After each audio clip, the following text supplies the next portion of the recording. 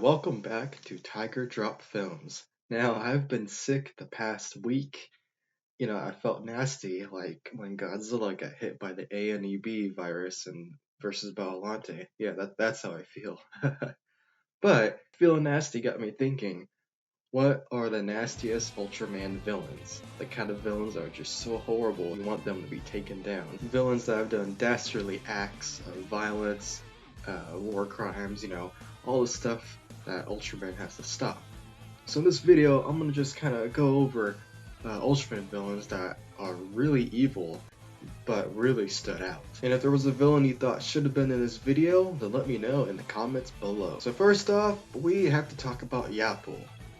1972's Ultraman Ace. Essentially, the whole premise of the Yapool threat is that they are an extraterrestrial dimensional force of sinister beings that are hellbent on creating these mutant monsters called Chujo and tormenting people and Ultraman Ace alike. And I will give the Yapool one thing, they got really creative with their plan. For instance, in one episode they have their Chujo disguise itself as a bunch of girls on bikes that form up into the monster itself. Or then another one, they possess some kind of dentist that goes after Seiji Hokuto, one of the hosts of Ace. And there's one especially notable instance where they possessed this kid's mother of a monster, and it was a really creepy episode, and it really stood out because honestly Ace got as violent as Return of Ultraman did, and sometimes even more. In this episode we follow the kid's perspective, so it really becomes really somber and eerie as it goes on.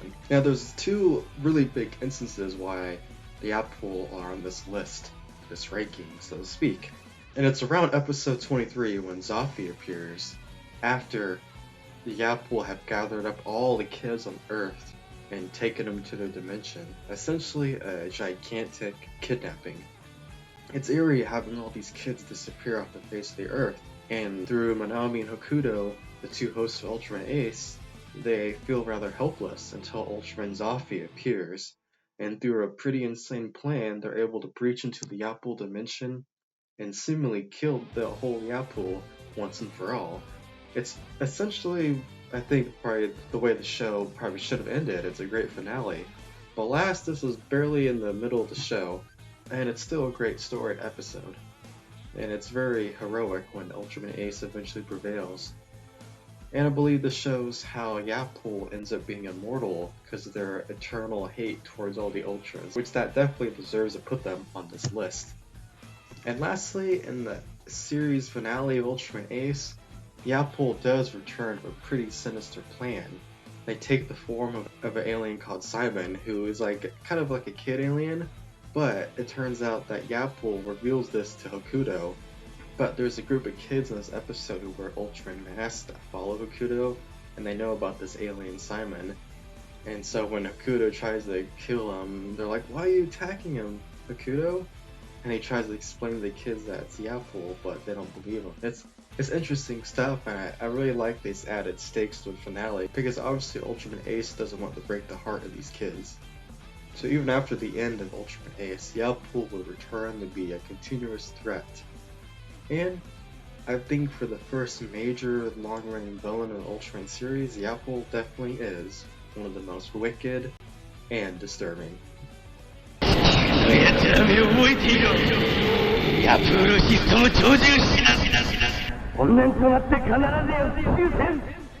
Next, I'm going to bring up Alien Nackle and Black King from Return of Ultraman. In the two-parter episode, Ultraman dies at sunset, and the Ultraman star shines.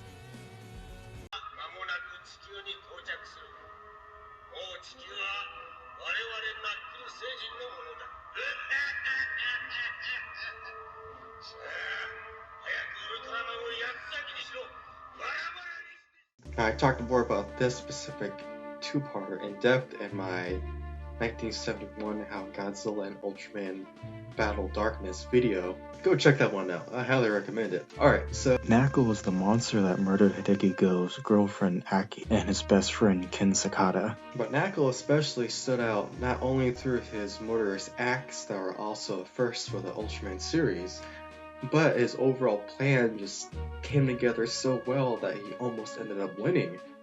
Would it not have been for the original Ultraman and Ultra 7 intervening to help Ultraman Jack when he really needed it.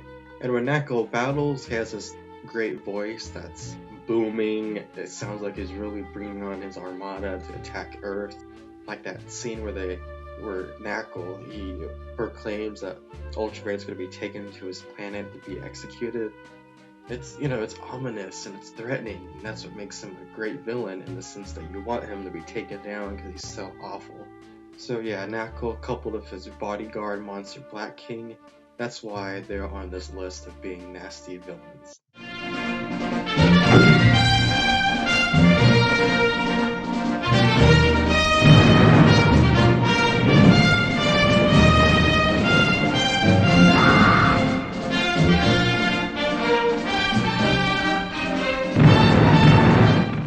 So for the next entry, I'm going to go ahead and jump up a couple decades and talk about the main antagonist of the film, Ultraman the Next. And the character is Beast the One, a rather creepy reinterpretation of Bimilar. Now, I also have a video essay over Ultraman the Next, so feel free to check that out. But in the comments, a user by the name of Hazik Gishin, hope I pronounced that right, they recommended that I talk more about the antagonist, the One. They were also my 100 subscribers, so shout out to Hazik Gishin. Thank you so much. So let's talk about Beast the One. To summarize this antagonist, they are body horror, and they possessed the boyfriend of one of the main characters, Sarah. And later on in the film, we realized that he was actually her fiance, so it's even more somber and tragic that this event happened so close to their wedding. The One took over Takafumi Udo, a man who works in marine biology. And so as the film progresses and we see more flashbacks, or see how his condition worsened as he took on a more reptilian appearance, he even started sprouting off weird bouts of a giant that's going to come after him, who we wouldn't later know to be Ultraman the Next, Nexus, or eventually he would become Noah. So he already has a bit of history with Ultraman in this universe. And it's especially a little eerie that the space beast creature is able to turn a normal man into having a hatred against Ultraman like it does itself. So why the One is such an interesting Ultraman villain is because it provides a nice foil to Ultraman. So we all know that the Ultras form these beneficial bonds with their host that, they never take over a host, save for the case when they create their own human body. Ultraman series is normally about bonds between Ultra and man. So this is where the One comes in, as it completely takes over its host like a parasite. After the initial mutation, the One has 3 forms. Now, I hope I pronounced these correctly. Idorobia, Reputeria, and Baruzibra. I probably butchered those names, but I'll put them on the screen. As we see through its evolution, the One becomes bigger, less human, and you can probably see that Bimilar resemblance in addition to firing a blue beam. So this brings me to the really horrifying ability this creature has. It can call upon hordes of animals to join its body to increase in size, power, and ability. There's 3 instances of this. First, the One absorbs all these like salamanders and it becomes more reptilian. Then in the sewers, it absorbs a bunch of rats that were just mucking around. And then lastly, like I said, it absorbs a bunch of crows. So we see this evolution that gets worse and worse as it becomes more powerful. Now, while the CGI may be spotty during these transformation scenes of all these animals, I still think it works, and I knew what they were going for. And it makes him really stand out against other Ultraman antagonists. So by the end of the film, the One and the possessed Udo are killed by Maki and Ultraman. And although they are defeated by the Specium Ray, we see space beast particles flying about. Now these particles would lead into the show Ultraman Nexus, as this would be what created all the other space beasts fought throughout the show. So I believe Beast the One definitely deserved to be on this list because he was unique and terrifying in his own way, with a bit of body horror, and presenting a whole new threat for a whole new Ultraman show. I followed him.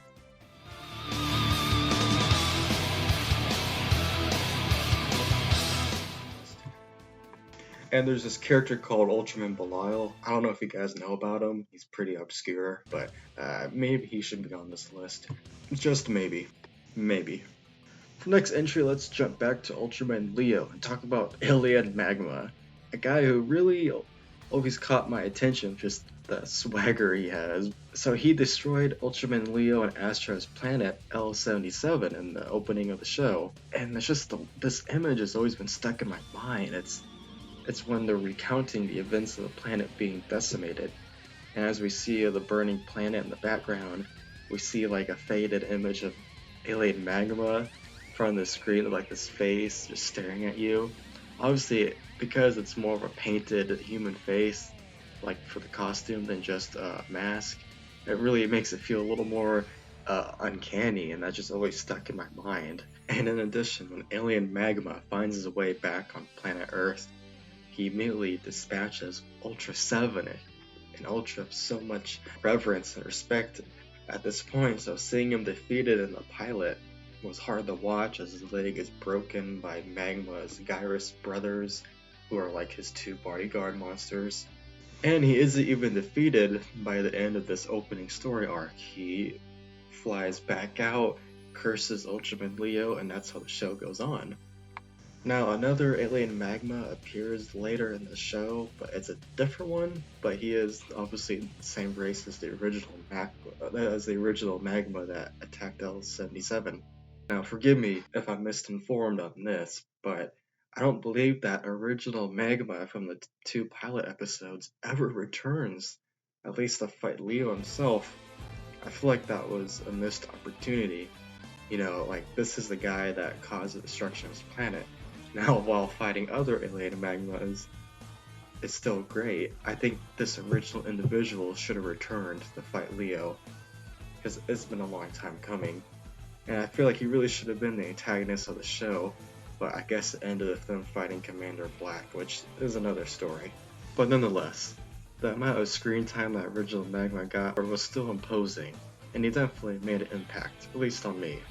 And shout out to Alien Babarue, who might as well be one of the best imposter Ultras in the series because he almost destroyed Earth and the Land of the Light.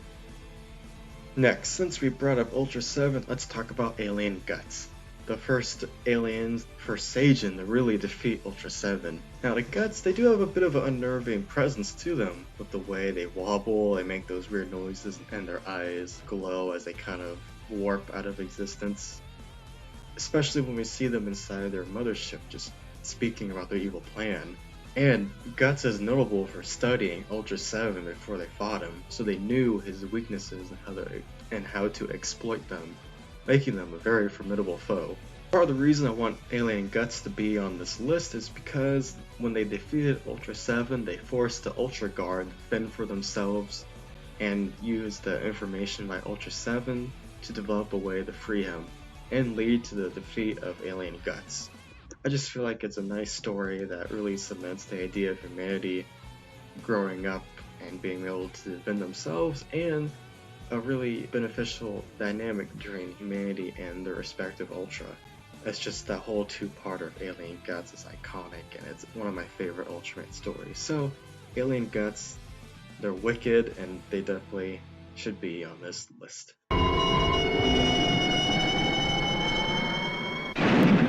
So the jump to Ultraman Tiga, the final antagonist of the show, Giganthathosa, he would be really tempting to put on this list, because he is the master of darkness, he's a Lovecraftian foe, I mean quite literally he is. But for the sake of this video, I would like to talk about a different enemy that has always stuck with me since I was a kid, and that would be Kyrieloid. So Kyrieloid appears twice in Ultraman Tiga, and I was still very surprised he had his first return in Trigger a year or so ago. He really should appear more, but anyway, Kyrieloid is just a great villain. They have this uncanny nature to them, their sort of pseudo-demonic powers, and they remind me a bit of Non-Malt from Ultra 7 in the sense of they lived on this Earth too and they want to overtake humanity as as they believe they're the rightful owners of Earth. And to add the fact that the Kyrieloid believe they are prophets of humanity's future, that is intimidating. And the way that they kind of brainwash people into believing in the power of the Kyrieloids and their fate, it's sinister. You know, in a way, it feels like something that could in a way happen in real life of terrible people in charge. Their second appearance, the use of their prophets and the imagery of being angels, it's eerie. And the fact that when the actual Kyrieloid appears, the refaced Ultraman Tiga, he has new powers to match Tiga's. So clearly the Kyrieloids are a threat that can grow and adapt every time. Heck, in addition to brainwashing people in Tokyo, Kyrieloid even opened up the gates to hell. How crazy is that? But after people regain their senses through Guts helping, and they give Tiga the light and the very cool biblical allegory, Ultraman Tiga straight up beats up Kyrieloid and blows up the gates of hell. That's just awesome that the Ultras have done so many crazy feats against forces that are normally considered these terrible things. But the fact that Ultras can just blow them up, I love that, man. Go Ultraman Tiga.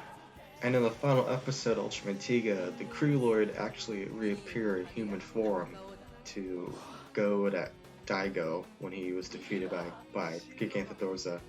So, the Kyrieloid, it was cool that they reappeared for a little bit, and I just, the way that they are like these demonic prophets trying to misguide humanity, that's why I believe they should be on this list.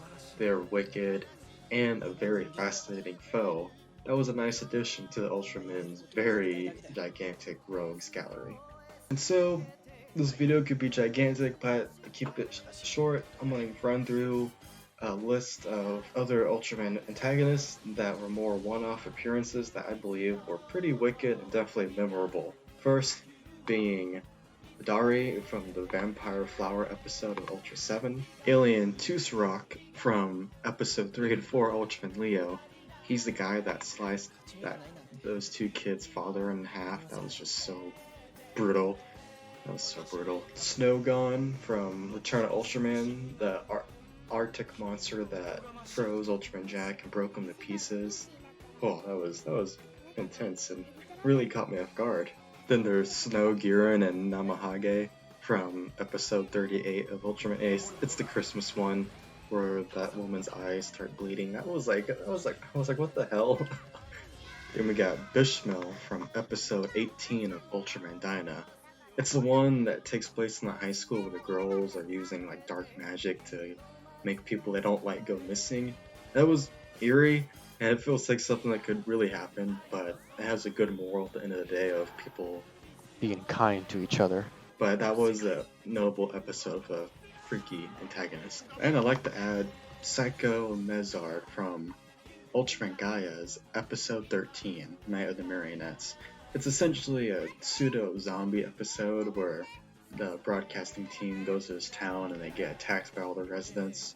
I thought that was an interesting change of pace, and the fact that a giant kaiju is using people as their own puppets, that was freaky and nasty.